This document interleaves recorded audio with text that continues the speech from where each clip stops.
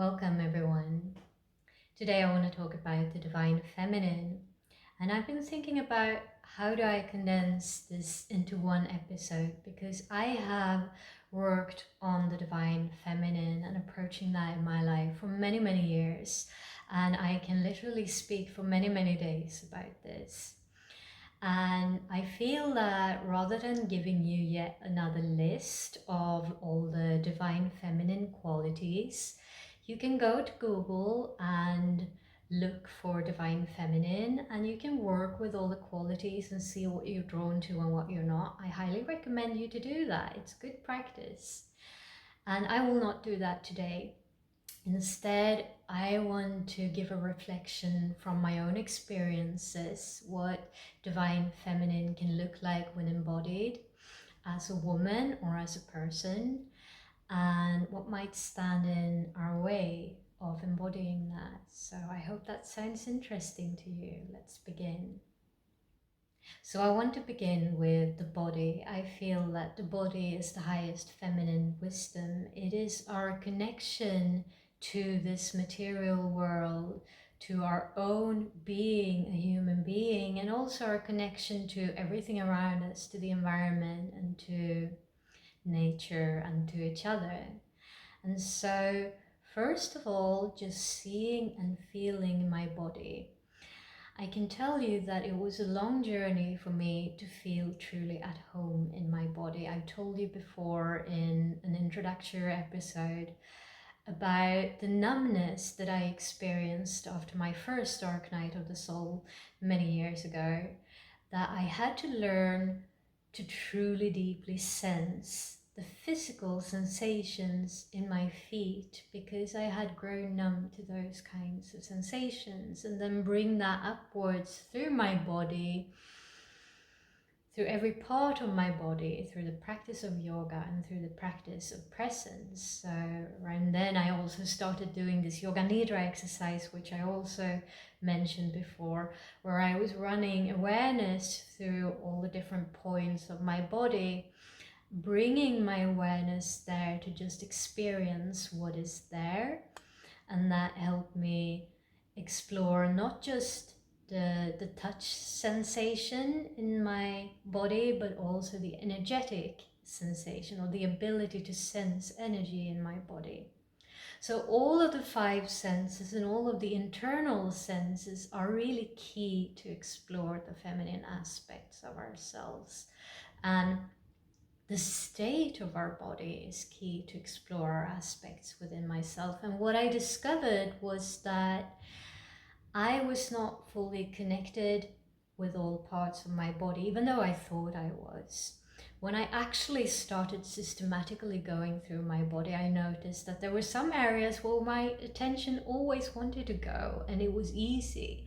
And there were other areas where my attention didn't really want to go, and I had some resistance that I didn't even notice at first. And so I had to spend some time with this. Why do I feel resistance here? What happens if I simply overcome that resistance here and now and just feel this area of my body? And when we do, we can bring a tremendous amount of healing to that area, recognizing that it exists within us, recognizing that it is an important and valued part of us. And I know I'm not alone with this. I know that all the women I've connected intimately to share the sensations that there are parts of us that we have simply not connected with, and what parts may depend on our trauma. It could be the womb, it can be the breast, it can be any part of our body that we have disowned for one reason or another. But connecting back to those parts of ourselves and owning those parts of ourselves, and this is for men and women and everything in between, is a really key aspect to connect back with our feminine magic, because everything starts from there. Our feminine wisdom starts from there. And so it's not just about feeling, although feeling is incredibly important, it's also about seeing and honoring. So when I looked myself in the mirror many years back, I started recognizing that I'm not actually seeing all of myself. I'm seeing these parts that I want to see, I want to have validation around. And I'm seeing those parts that I do not want to see, that I also need some kind of validation around. And the rest I don't see. So I recognize that I am only seeing according to the filters of the perception of my mind. And if I want to see the body fully and honoring my body fully, I need to somehow dismantle those filters of perception. And it's not just how we see our body that is veiled in filters of perception. It is how we see everything. And it is how we use it. It relates to all our senses. It is how we take in everything, how we feel everything around us, how we taste and smell and experience the world around us. And so the more we start to fine-tune and allow ourselves to feel all of our senses and work deeply with all our blockages around that, the more we can start to really connect to the world around us, and the more deeper the intimacy we can feel with the world around us. So we can, for example, connect on other levels with other human beings energetically. We can connect in a deeper soul kind of way. We can connect with the earth energetically, with nature, with objects around us. And we can begin to see how we are not so separate after all, and we can all contain all the qualities of the divine.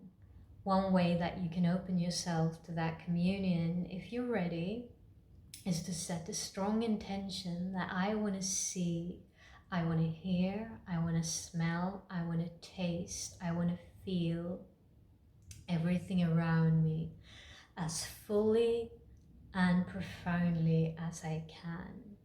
If you're open enough, then by grace you might actually feel it. So for example, I can feel at times when I immerse myself in water, or when it rains on me, I can feel the sensual touch of the water as it touches my skin and then touches the skin of the earth. And I can get to a feeling that although I know that there is a boundary that is my skin, and it is physically boundaried off from the skin of the earth, it feels conceptual. It doesn't feel as important anymore, because we're sharing this sensation of being, one organic expression of the divine.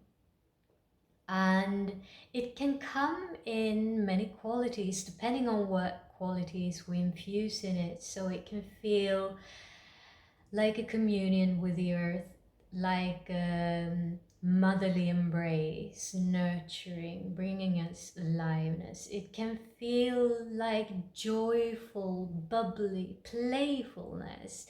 It can feel like essential sexual communion with the earth. So that brings me to sexuality, and I want to say one thing here, that sexuality is not about sex. It's not about the body. It can be, that those are expressions of it, but we can experience everything as sexual, literally everything. We can look at a flower, and just by seeing that flower, our amazing bodies can be aroused in a blissful sexual pleasure just from looking at it.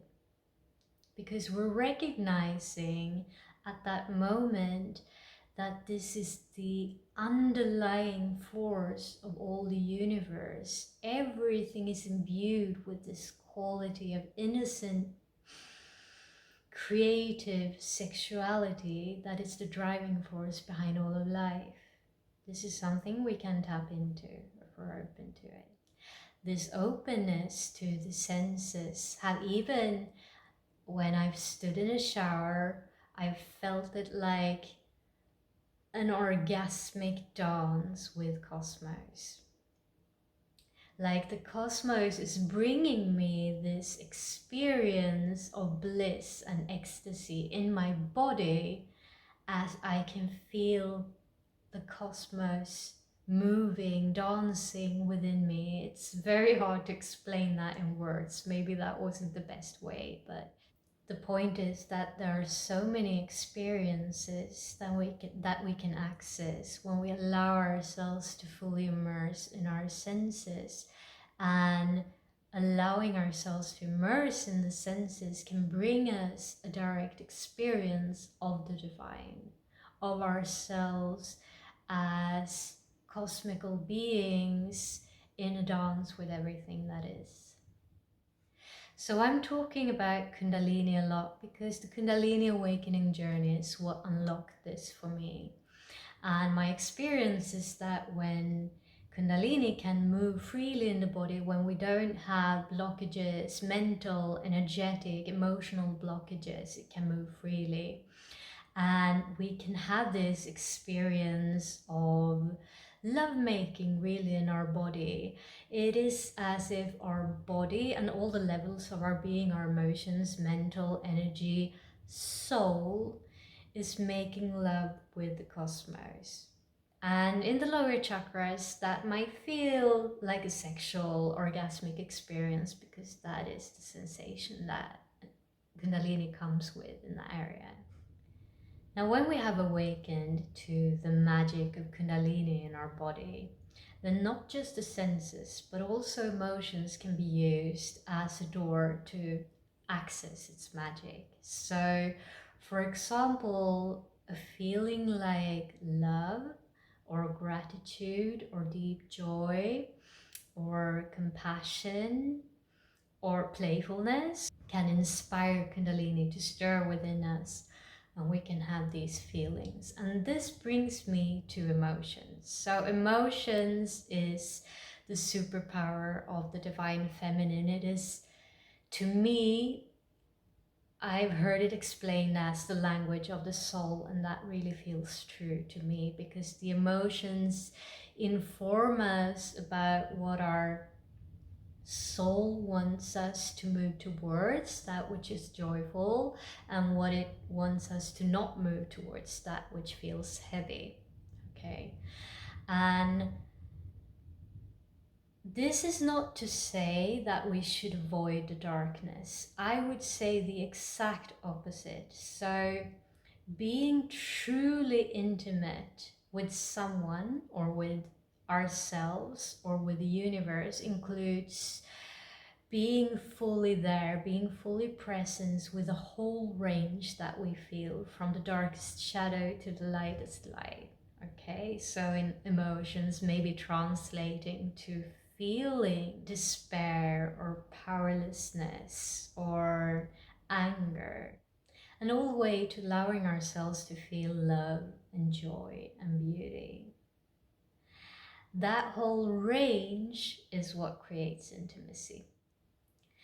And we need to remember that when we try to connect with people, because we're all human, and if we want to create safety with another, which we do want if we want to have intimacy, then we must allow for all of the feelings with another as well.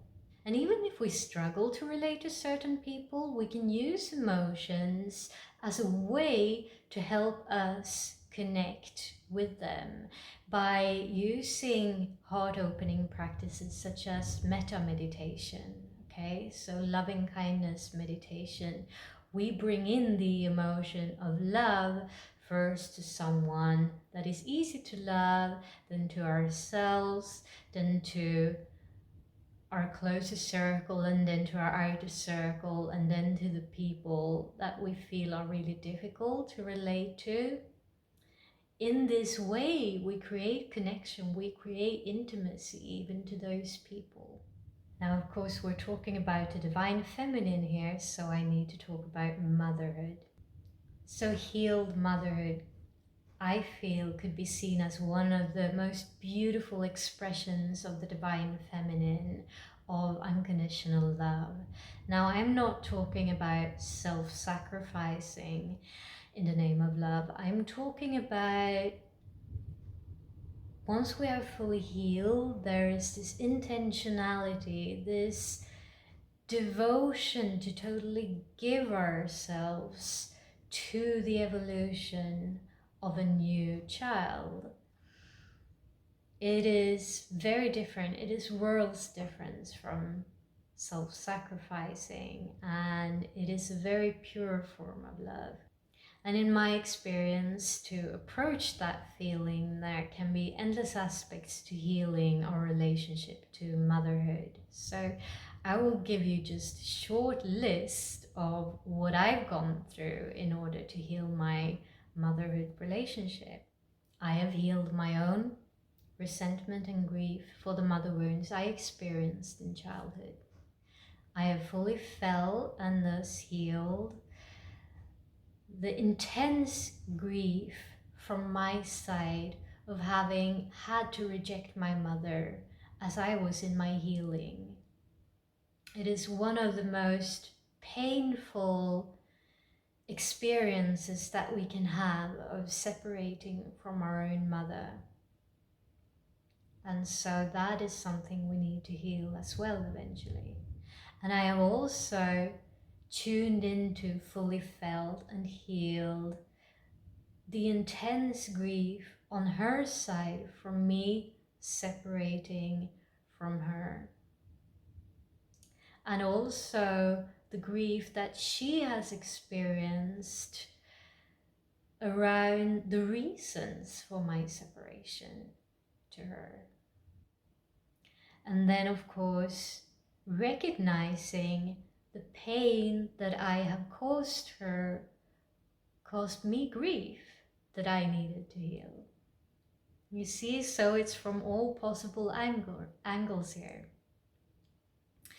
And through all of that, I also healed and released all my fear around continuing with family trauma, with ancestral trauma to a new generation. I have healed many aspects of my resistance to being a mother myself, including the fear of self-sacrifice, of sacrificing my time, my energy, my freedom. Also relating to my fear of being a mother, I have released a lot of different fears around feeling unsupported in different ways. Now, I mentioned before, and I will come back to it because it's so important, that as women, if we are in a motherhood role, we are vulnerable and we do need a lot of support. And so we need to allow ourselves to feel that support from within and also from the external world. It's a huge point for us women. And that has also led me to re-examine how I value being at home, taking care of someone versus having a career. I realized the selfishness and the fear behind feeling as if motherhood should be perfect, feeling that I would have to be a perfect mother. And also dealing with other types of shame relating to my mother wound and keeping me from my fullest self-alignment. So as you can see, there are many, many aspects, even just in my life, and yours will have probably more or different aspects to it. But this is all very important because when we heal our relationship to mother and also to father, we heal our relationship to our inner child. So feeling reconnected with our inner child, we can come back to our purpose in life, which is to joyfully explore ourselves, to joyfully create this life that we're living, and to see everything as if for the first time, like a child would. After all, what is more magical than when each moment is truly seen as the first. Like, it's the first time I feel my body. How amazing is that? It's the first time I see that flower. How beautiful is that? It's the first time I taste that fruit. How wonderful is that? It's the first time I'm caressed all over my skin. That's an exploration journey. The first kiss. You see, it brings out so much sacredness into this mundane being here. Us recognizing that every single moment matters. We can be connected and in love with every single moment. That can be unlocked when we heal our relationship to mother and to father and freeing our inner child. Another aspect I need to mention with Divine Feminine is abundance. So when we heal our relationship to abundance and attraction, we start to notice that we literally can attract like magnets what we desire. If we don't have any blocks, any belief blocks, any emotional blocks towards receiving it, we can simply think about it and surrendering, and it appears. And we can even, especially as women, notice that we affect the people around us in a very magnetizing way. And ideally, when we have reached this level of magnetism, we will have healed the urge to use that for any egoic purposes.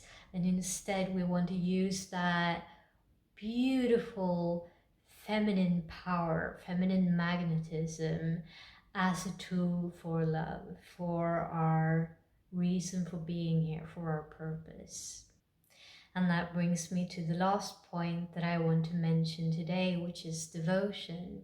So again, the essence of the Divine Feminine is, among other things, to be soft, to be vulnerable, to be open.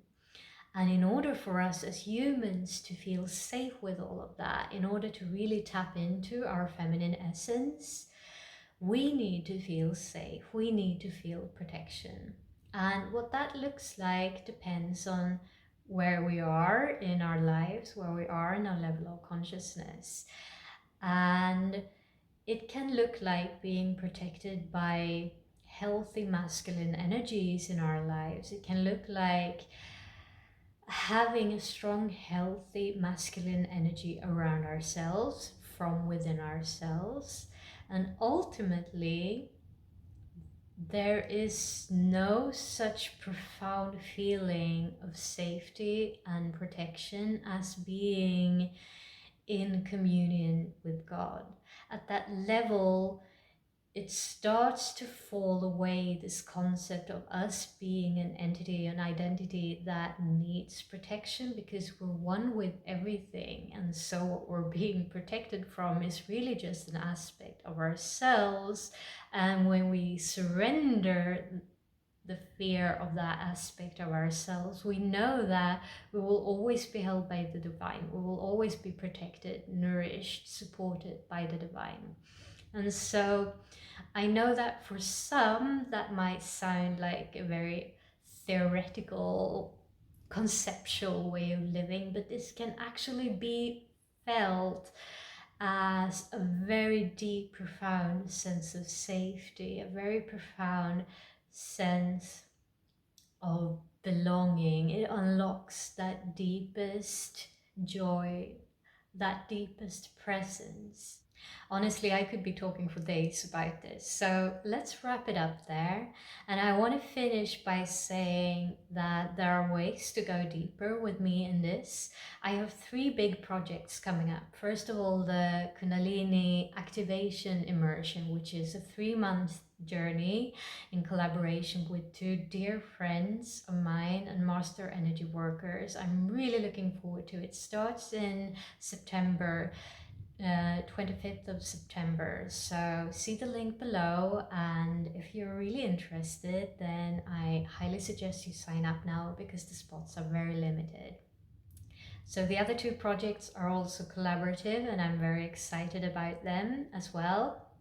And they will be about sharing in a podcast format or in a YouTube format about spirituality and how we can ground that in real life. So one is more general about spirituality, and the other is more with Bhakti and the devotional path, and how that might bring in so much more richness into our relationships, in our day-to-day lives, and in our felt experience in the world. So stay tuned for more information about that. And thank you so much for joining me. Thank you for being present with me today, and I hope you'll join me next time. Namaste.